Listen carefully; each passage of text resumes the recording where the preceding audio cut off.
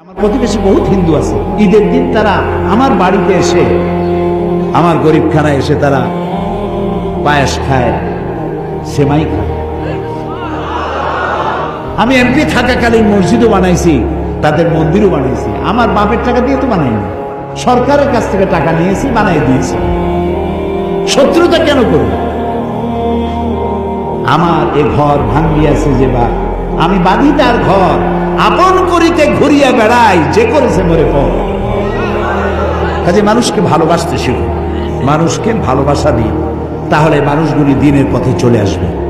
হিন্দুর বাড়িতে যদি কেউ অসুস্থ হয়, আপনি 1 কেজি আপেল নিয়ে যান এবং তাকে 1 কেজি আপেল দেন। আপনি বলুন, স্রষ্টা আপনার ভালো করুন, আপনার জন্য দোয়া করি, আশীর্বাদ করি। বলতে তো কোনো ক্ষতি নেই। সে বুঝলো যে মুসলমান এরা সাম্প্রদায়িক না,